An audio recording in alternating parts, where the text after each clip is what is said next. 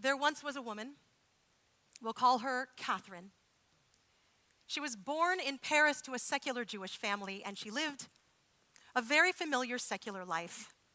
Somewhere, deep down in her blood, were her Yemenite roots and a half-forgotten tradition of Jewish perseverance. Catherine was an excellent student, and she seemed to fall in love with languages, mastering Arabic and Farsi.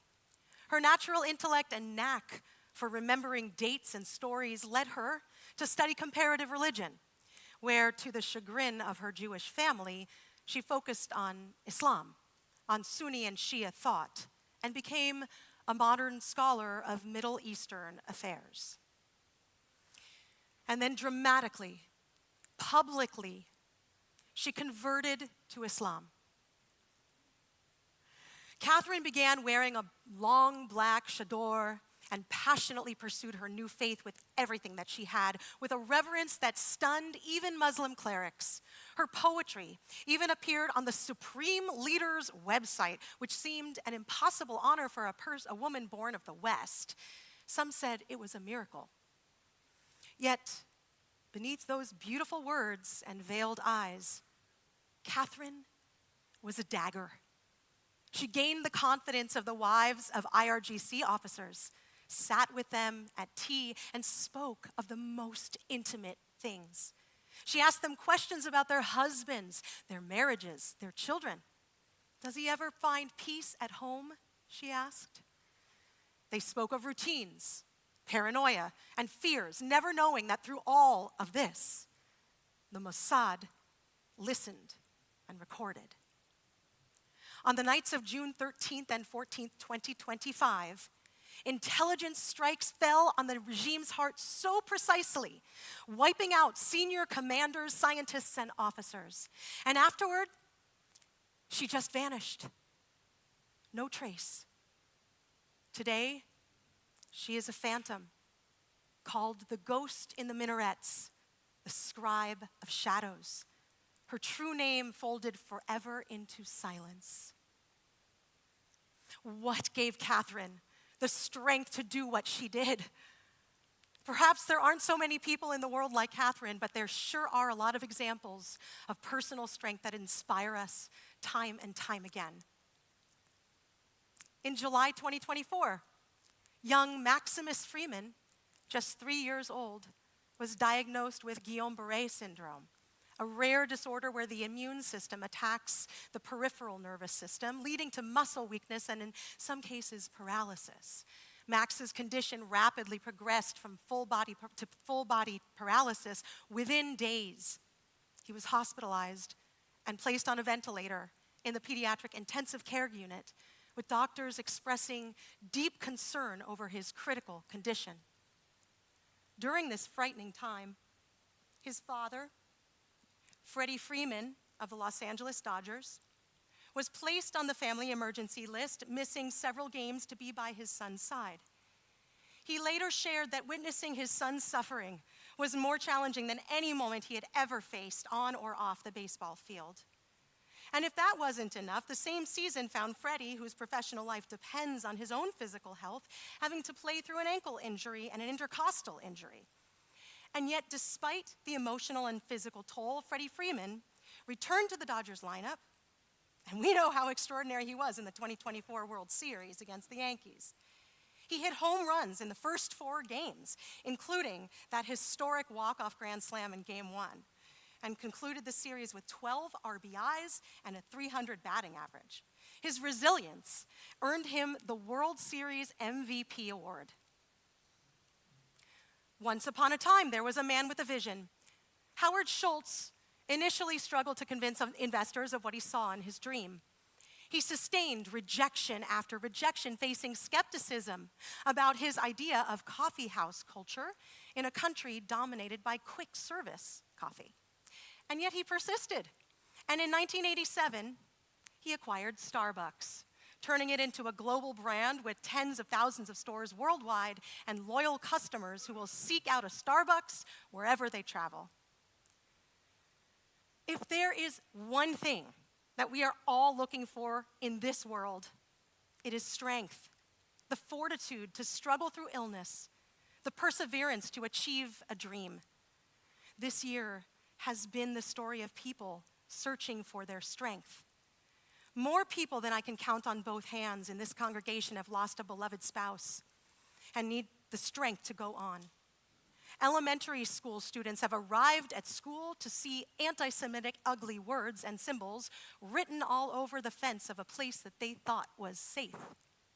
There are job losses that profoundly threaten self-worth. There are teens struggling to figure themselves out and become who they're meant to be. In so many stories, it takes so much courage to live in this world where living life means that we will confront death, where being a Jew means that we will confront those who hate us, where experiencing wins mean we will also experience tremendous losses.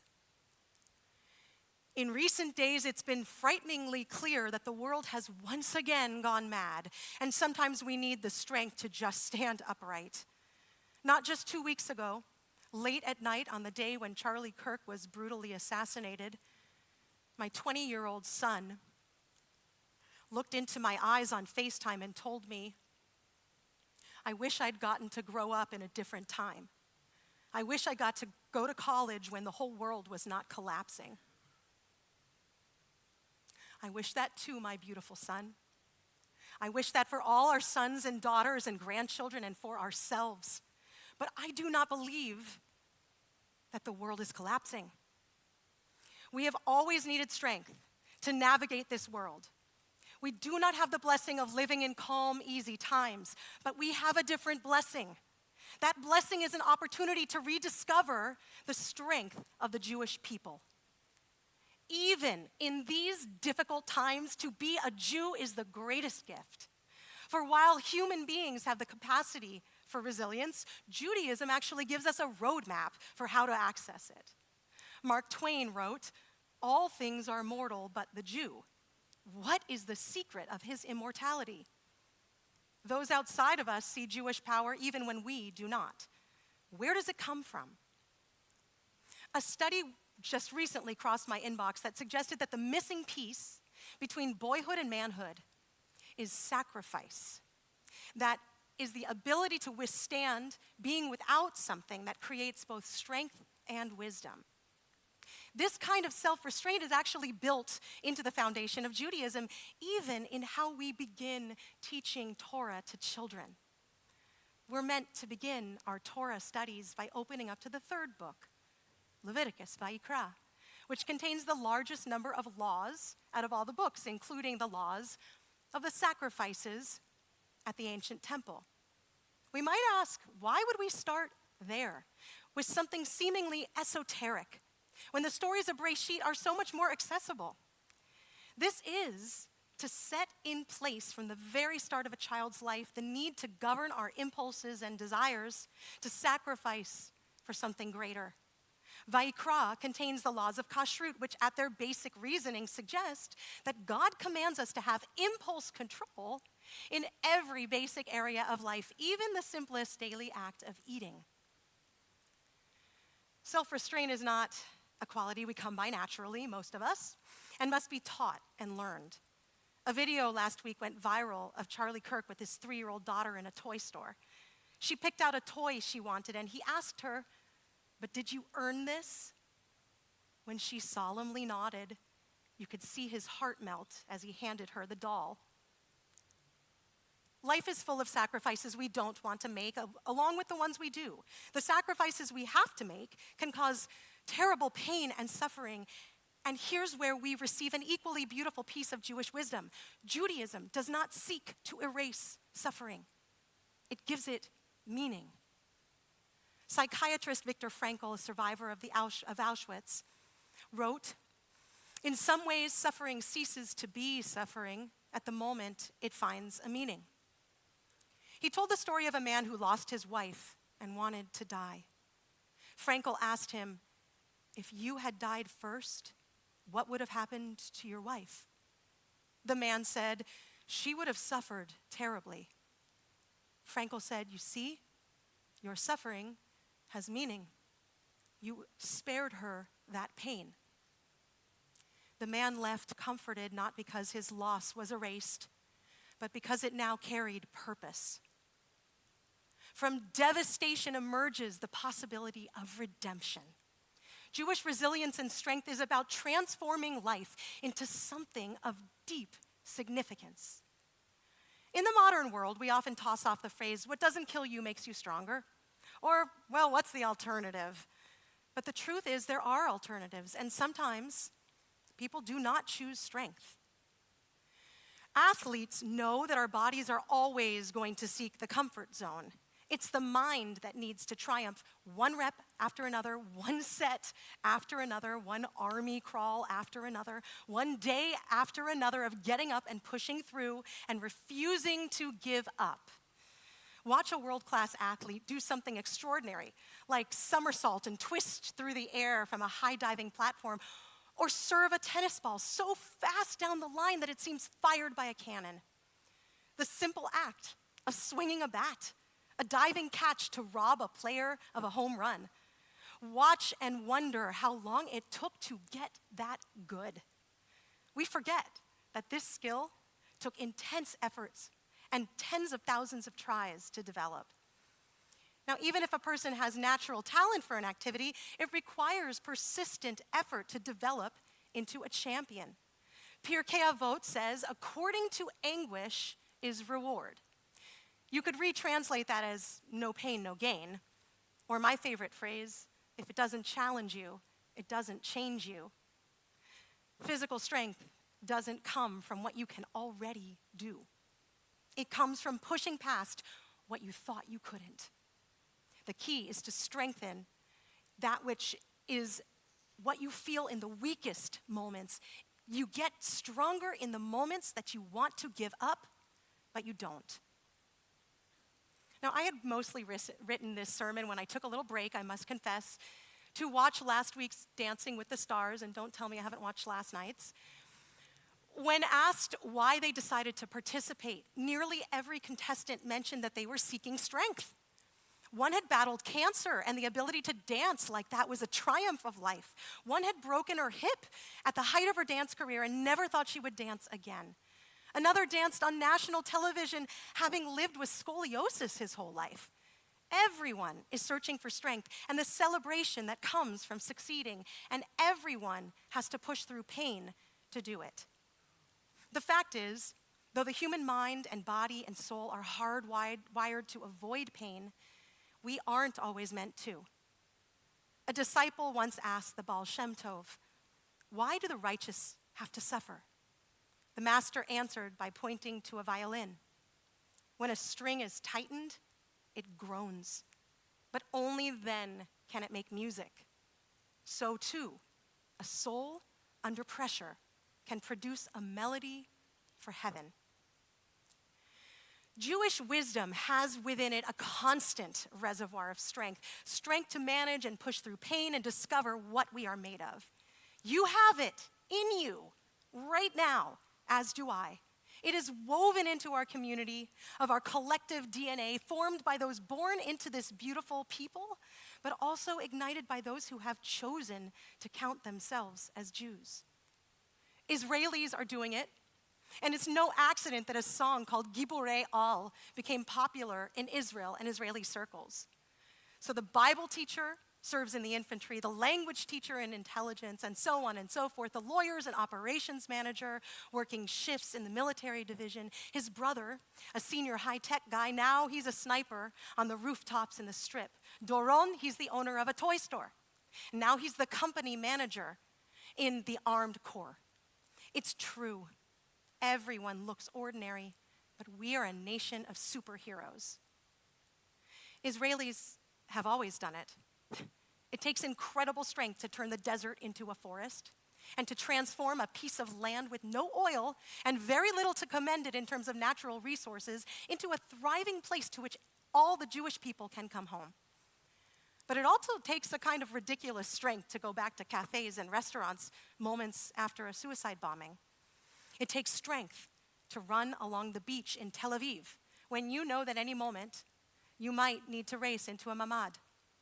It takes strength to turn off your phone on Shabbat when you don't know if you'll miss an alert for yourself or a loved one. On my last trip to Israel, we visited a trauma therapy center in Sderot. We had just come from the Gaza border, kibbutz Kfar Aza. At the kibbutz, our tour guide and resident, who survived the October 7th massacre, said, "I have to tell you that if we hear sirens, we have 15 seconds to get into the mamad, the safe room, which happens to be," she said, "my bedroom." In Sderot, our trauma therapist bitterly said, "In Kfar Aza, you have 15 seconds to get into the shelter.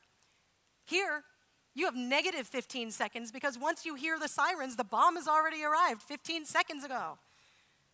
We looked around in trepidation, and then she laughed. She laughed. People have always been mystified by Israeli fortitude.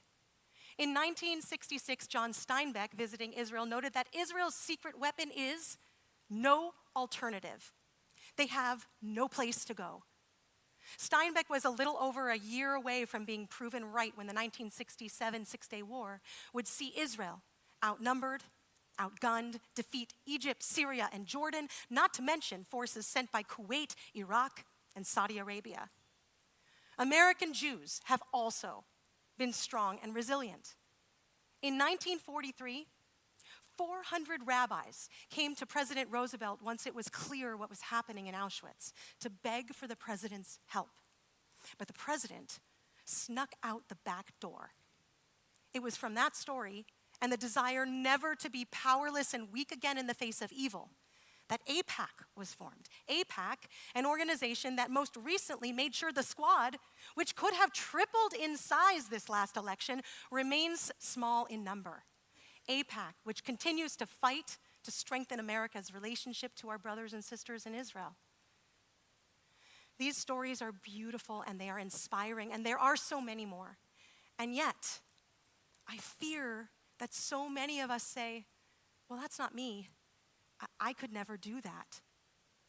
Maybe we've failed to practice our resilience because we've been too comfortable. Some say that our lives today have led us to get spiritually flabby, that we've lost the muscle memory of enduring hardship. Even if our people can work hard in the gym, we don't know how to be emotionally strong anymore. Unfortunately, we do know how to be victims. We know how to loudly complain, out of envy for those who are able to succeed, out of entitlement for what we demand should be given to us because we simply deserve it. But what if I told you that weakness is not an option? That giving up is not an option? What if you knew that the world needs you to be strong? Everyone here, everyone listening to these words has something you're fighting, and everyone has something that makes us feel weak, and that's just personally. And then there's the fact that right now the Jewish community is facing pressures from without and from within that have not been seen in the last 50 plus years. We are here in synagogue on the second day of Rosh Hashanah, the birthday of the world. We're given on this day a fresh start and a new opportunity for strength. We're given a chance to reflect on who we are, the very purpose of our lives, and our ability to achieve that purpose. There's a reason that we get Rosh Hashanah before Yom Kippur. Before we have to do the real spiritual work of sacrifice and self-reflection, we have a big party to celebrate this new year. God wants us to find our strength, and God starts us off with a series of gifts. One of the greatest sources in Judaism of strength comes from that gift of Rosh Hashanah before Yom Kippur. Our ancestor Abraham understood. When he died, the Torah said he was both Zaken and Baba Yamim. Sfat Emet explains that these words seem redundant, but they point to a spiritual ideal. Abraham was both old, Zaken, and his days came with him, Baba Yamim. Every mistake he made, it came with him. Every triumph he had, it also came with him, so that his final days were completely full of the wisdom that comes from learning from it all. Now, even though these principles are built into Judaism, it's still wildly difficult sometimes to be strong. But every time we have had to find strength throughout history, it has been there for us. Moses could not have led the children of Israel out of Egypt alone. Abraham could not have left everything that he knew behind to head to a strange land he did not know alone. Isaac could not have borne the painful trials of his life alone. Jacob would not have wrestled with angels nor been transformed into Yisrael. They all had help. Young Jews are beginning to understand intuitively the need for faith to find that help, which is a really good sign for our people. Studies will show you that there's a resurgence among young Jews searching into their spirituality. They're not necessarily doing it at synagogues, but young Jews are searching to understand who they are and to find the sources of wisdom that have been discarded by other generations. They're seeking God and truth in a world of excess and lies. They're seeking meaning and purpose in a world where we see the increasing value of machines over human beings. And they are seeking a truth that can speak through the ages and be trusted. I pray that they discover the Jewish strength that comes from our age-old traditions, from our community of learning and of practice. Once upon a time, a Canadian Orthodox yeshiva had an exceptional skier among its students, Yossi. So fast was Yossi that in his practice sessions, seat flying out behind, he had beat various world records. And after checking to make sure that none of the men's slalom races would fall on Shabbat, he tried out and made the Canadian Winter Olympic team. Word of his prowess spread the world over, making him a big favorite for the Olympic gold medal. On the day of the final, the crowd waited with anticipation for this wonderkind. Now, as you might know, a slalom skier has to pass through about 50 gates. The French champion sped down the course and arrived at the final gate first, closely followed by the Swiss, the German, and the Italian champions. Yossi was nowhere to be seen. The crowd waited and waited and waited. Finally, many minutes later, far behind any world record or even reasonable time, Yossi crossed the finish line. "What the heck?" screamed his coach. "Last place? What happened? Did you miss any of the gates?" Breathing hard and exhausted, Yossi replied, "No, I got them all. But who was it who put a mezuzah on everyone?" Yossi knew what was really important, and it sure wasn't winning that race. It was the mitzvot, the connection to God, to the values and inscriptions written on those mezuzot. Just a final word here. It isn't just nice if we find our strength. It's crucial. Just look around this world and you will understand what is at stake, how much we all are needed. There are going to be times when all of us hit rock bottom. We can use all of these resources, but it still feels impossible to climb. So maybe there will be someone from this Jewish community of ours who knows where you are. They will climb into the pit with you, and they will wait until you are ready to climb. And then we will climb together, and we will find the strength entrusted to our Jewish souls. Shana Tova.